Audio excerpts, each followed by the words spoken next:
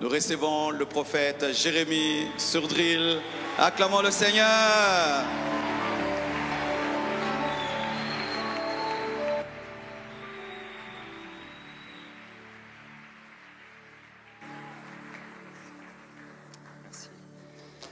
Salutations à tous et encore bienvenue à cette clôture de la conférence Équilibre 2024. Salutations à tous ceux qui sont dans les salles annexes et dans le prochain bâtiment. Que le Seigneur vous bénisse abondamment. Alors, vous pouvez vous asseoir.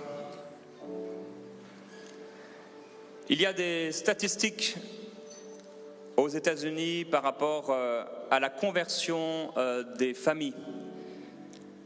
Lorsque un enfant dans une famille se convertit, il y a 3,5% des familles qui vont se convertir.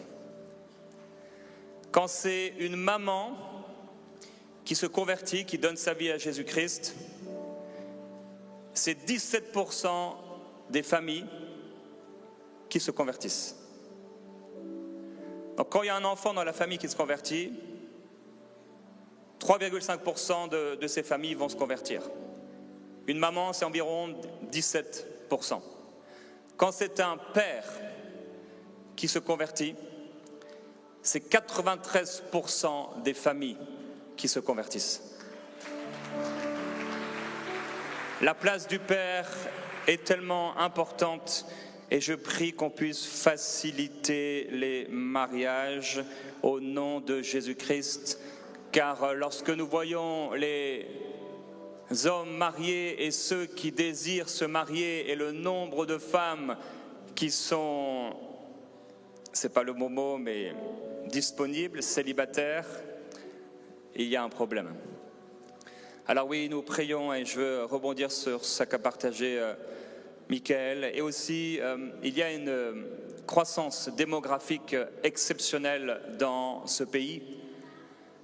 On m'a dit, si les chiffres sont bons, qu'environ 70% de ceux qui vivent au Congo ont moins de 20 ans.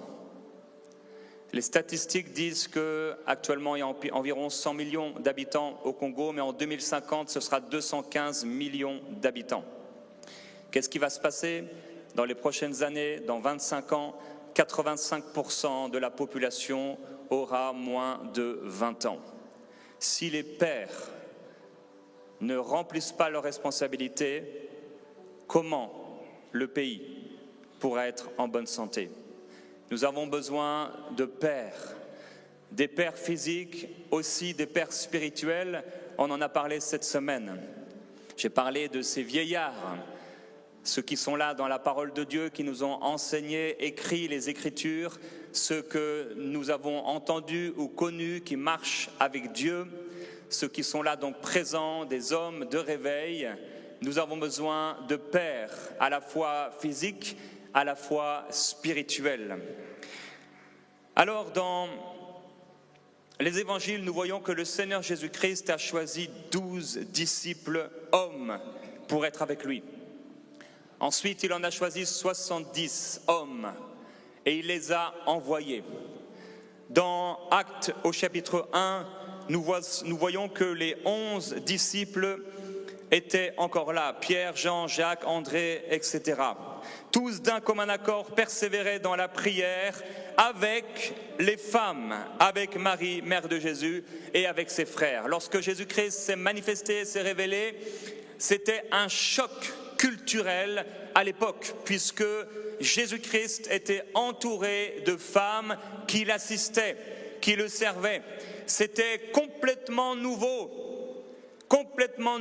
dans l'histoire du peuple juif, dans le ministère, de pouvoir être ainsi assisté avec autant de proximité par des femmes. Jésus-Christ a relevé la tête, la valeur, l'honneur des femmes de son époque et de toute génération. Aujourd'hui, Dieu cherche encore des hommes d'esprit, des hommes de foi, des hommes remplis du Saint-Esprit pour faire la différence et amener le réveil dans leur génération. De plus en plus d'hommes deviennent des femmelettes. de plus en plus dans les sociétés actuelles, sociétés qu'on peut appeler modernes, on va enlever complètement l'idée d'un père, même l'idée du genre masculin, de l'homme. Et c'est une catastrophe mondiale qui est en train de se passer partout, où on enlève le Père, et quand on enlève le Père, il n'y a plus de repère. Nous prions que des hommes se lèvent, que tu sois un homme physique, que tu sois un homme spirituel avec des enfants spirituels, que tu puisses te lever dans l'intégrité, dans la foi et rempli du Saint-Esprit dans ta génération pour faire la différence. Mais que Dieu puisse lever également au milieu de nous, dans les provinces du Congo et dans nos nations, puisqu'il s'agit du réveil d'une nation, de la nation dans la nation. L'Église, la nation de l'Église doit se réveiller dans la nation du pays, et que dans la nation de l'Église, la nation des fils de Dieu et des enfants de Dieu, qu'il puisse avoir non seulement des hommes qui sont réveillés, mais des femmes qui sont réveillées, remplies du Saint-Esprit.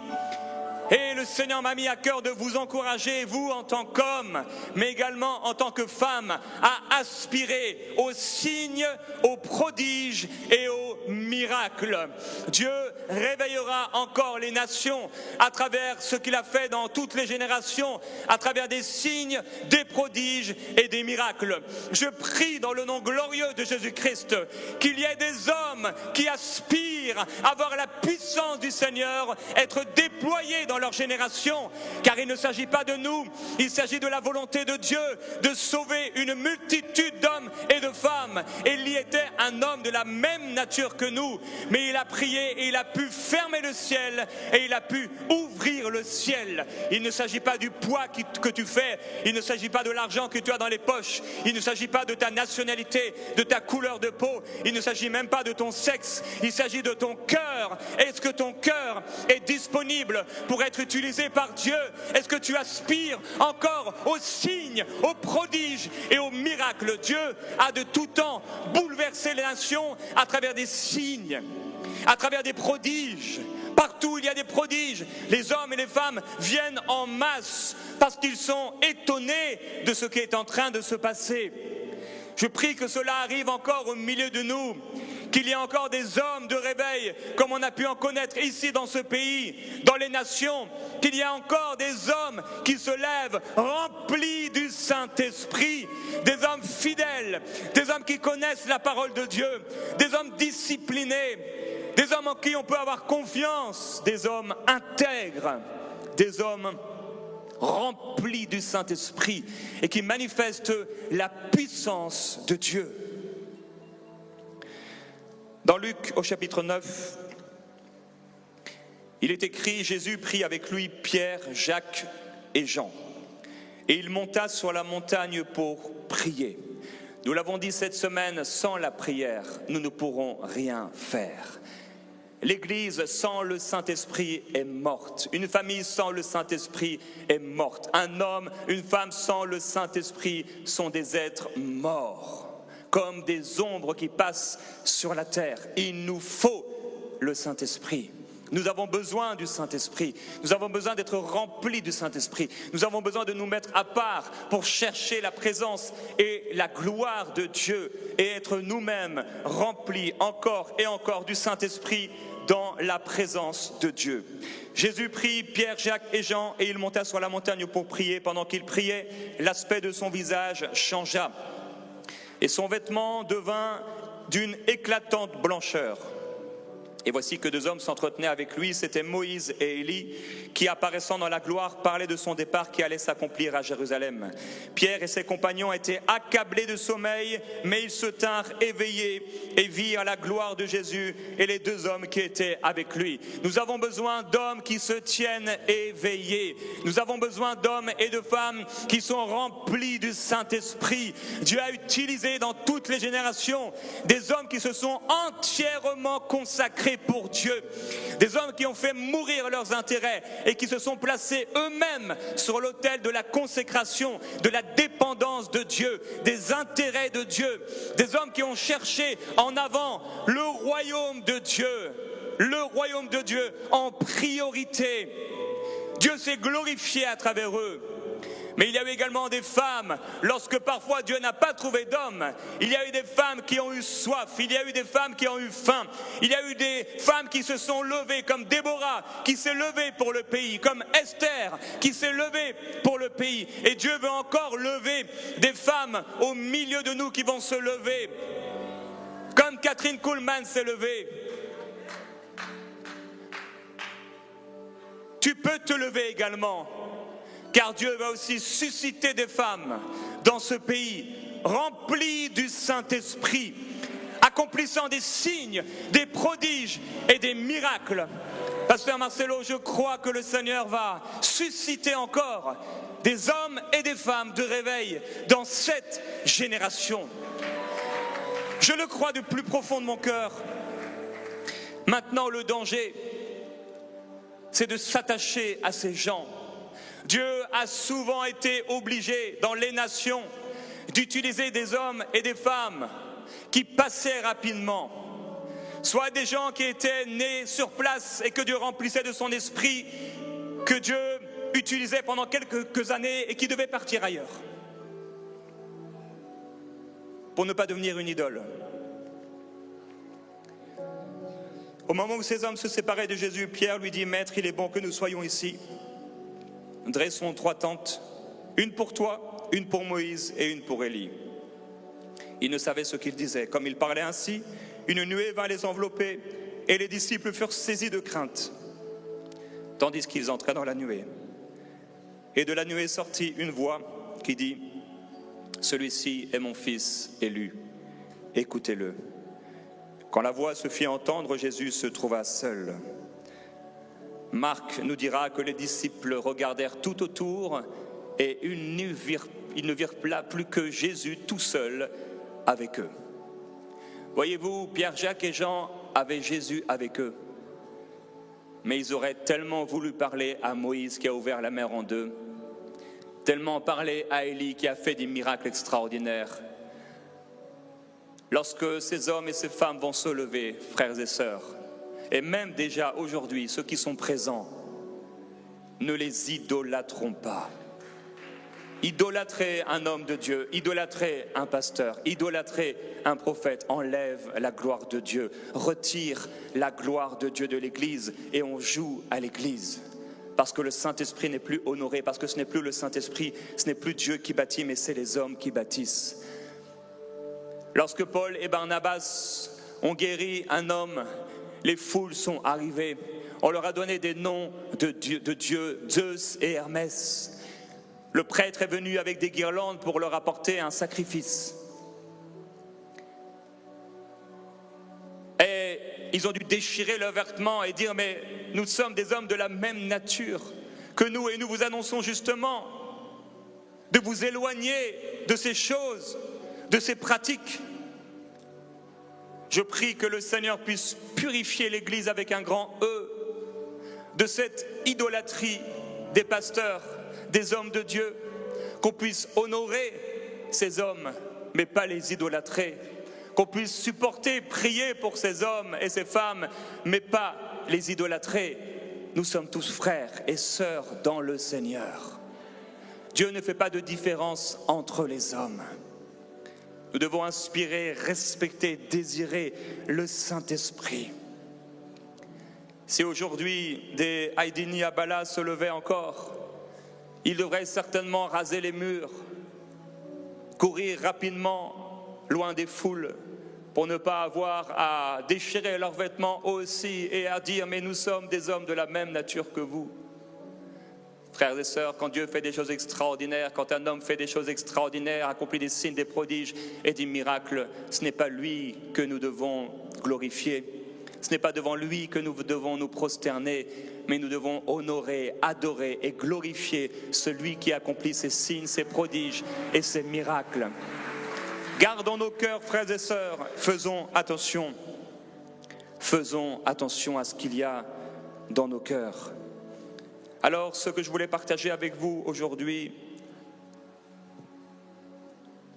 rebondir sur ce qu'a partagé le pasteur Michael, nous avons besoin d'hommes qui prennent soin de ceux que Dieu leur a donnés. Parce que cette nation est jeune, dans le sens où la plupart des êtres humains dans cette nation sont des enfants, des adolescents ou des jeunes garçons et des jeunes filles. Ils ont besoin de pères, ils ont besoin de mères, ils ont besoin d'hommes et de femmes qui vont prendre soin d'eux, qui vont les respecter, les honorer. Quand un enfant ne trouve pas l'affection de ses parents, il ira la chercher ailleurs. Quand un enfant n'est pas complimenté par ses parents, par son père, il ira le chercher ailleurs. Le compliment d'un père envers son enfant vaut pour le cœur de l'enfant, l'âme de l'enfant, 1000 compliments d'autres personnes. Père, mère, physique ou spirituelle, aime ses enfants, prends-les dans tes bras, prends-en soin, fais-leur du bien, éduque-les, bâtis-les, donne-leur une vision. Que fera-t-on pour l'avenir du pays ?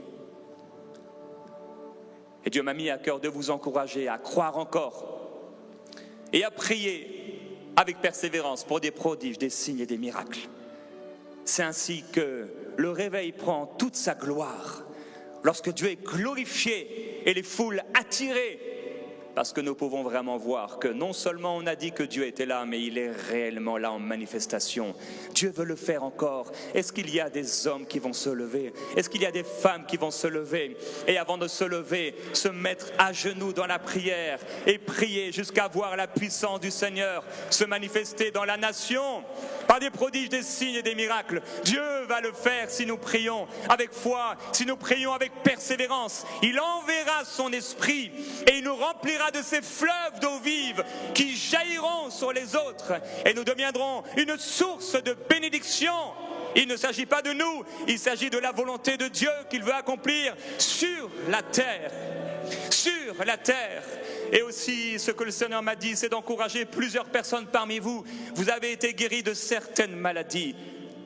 Et c'est comme si le Seigneur me disait que vous qui avez été guéris de certaines maladies, c'est comme il y a une grâce particulière par rapport à la guérison de cette maladie dans la vie des autres. Certains d'entre vous, vous avez été guéris de telles maladies. Par exemple, d'un problème de rein. Priez pour des personnes qui ont des problèmes de rein. Dieu est un Dieu de la multiplication. Ton témoignage deviendra le témoignage de quelqu'un d'autre. Tu as été guéri, tu as reçu une guérison. Trouve à tout prix quelqu'un qui est malade et prie pour lui avec foi. C'est ainsi que petit à petit, le Seigneur se glorifiera et ta foi va grandir pour le miraculeux, pour le surnaturel et pour la puissance de Dieu. J'aimerais qu'on puisse se lever. Je voudrais prier maintenant. Que fera-t-on pour l'avenir du pays? Commençons à prier pour la nation du Congo, la RDC.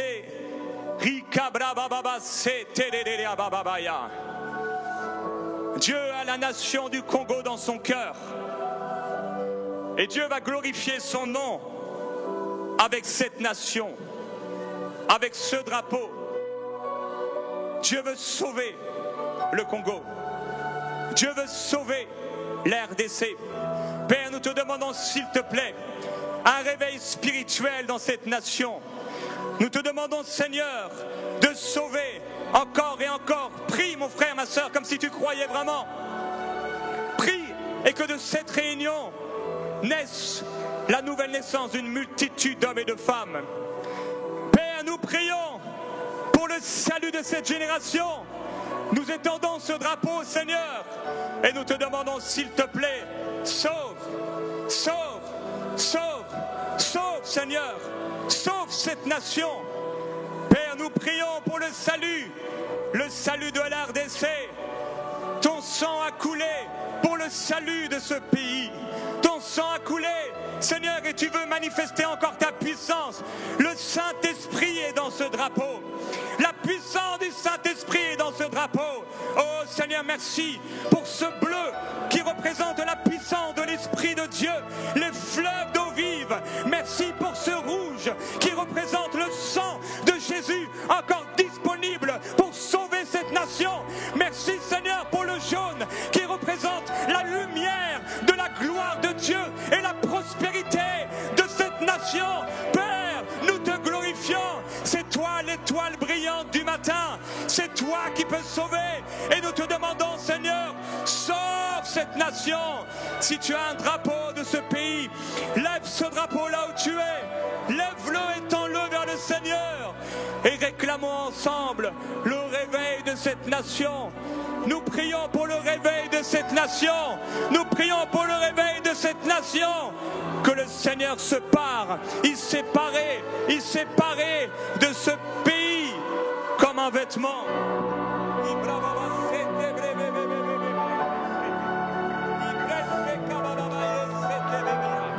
Iki braba sete brababaye sete. Iki brababa sete brababaye setaya. Le ciel est ouvert sur ce pays. Le Saint-Esprit est dans ce pays. La gloire de Dieu est dans ce pays. La puissance de Dieu est dans ce pays. La ferveur est dans ce pays. Il y a des hommes et des femmes de prière dans ce pays. Il y a de véritables serviteurs de Dieu dans ce pays. Il y a de véritables prophètes dans ce pays. Il y a des pères et des mères dans ce pays. Il y a des enfants que Dieu va remplir du Saint-Esprit dans ce pays. Père, tu aimes ce pays. Et tu viens te mouvoir au-dessus du Congo pour chercher des hommes et des femmes qui te craignent et qui sont disposés et qui sont disponibles. Envoie ton esprit, Seigneur. Envoie ton esprit. Lève les mains, mon frère, ma soeur. Et je veux prier qu'il se passe quelque chose. C'est la clôture de cette conférence, mais ce n'est pas la clôture de ce que le Seigneur est en train de faire. Il va encore envoyer son esprit de grandes visitations comme Jésus sur la montagne de la transfiguration. Il y a des expériences qui vont bouleverser ta vie. Il y a des expériences avec Dieu dans la prière. Il y a la gloire de Dieu dans ta vie qui va descendre et tu ne seras plus jamais la même personne. Père, je prie pour cela, qu'il y ait une effusion du Saint-Esprit, qu'ils soient remplis du Saint-Esprit dans leur cœur et qu'ils aient un impact dans cette génération. Iki brababa seite, ribri babaye, kiria babaye, ici brababaye. Alléluia. Comme un signe prophétique, 1 minute seulement, avant de laisser la place au prochain intervenant, Frank. Si tu peux te mettre à genoux là où tu es. Si mon peuple sur qui est invoqué mon nom s'humilie, prie et recherche ma face, je pardonnerai son pays. Je visiterai son pays. Je toucherai son pays. Nous prions pour le Congo, Seigneur, et nous nous humilions. Viens toucher ce pays, des plus hauts dirigeants jusqu'aux plus petits enfants. Tu tires ta louange de ceux qui sont à la mamelle. Rien ne t'est impossible. À toi la gloire, oh Dieu, à toi la puissance, mais que cette gloire descende sur la terre. Tu as dit que dans les derniers temps, tu répandrais de ton esprit sur toute chair, que les fils et les filles, ils prophétiseraient, que les jeunes gens auront des visions et les vieillards auront des songes. Tu as dit qu'il y aurait des signes dans le ciel et sur la terre. Nous prions pour une génération puissante, remplie de l'esprit, qui annonce l'évangile avec des signes, des prodiges et des miracles au nom glorieux de Jésus-Christ. Amen. Lève-toi mon frère, ma soeur, pour ce pays et pour l'avenir de ce pays. Amen. Nous vous bénissons, frères et sœurs. Nous aimons la nation du Congo. Nous aimons ce pays. Et c'est une joie avec toute l'équipe de MCI de pouvoir diffuser dans cette nation le glorieux évangile de Jésus-Christ. Au point où nous sommes parvenus, avançons ensemble. Avançons ensemble dans l'unité, dans l'amour, dans le respect, dans l'intégrité et dans la puissance de Dieu. Que Dieu vous bénisse.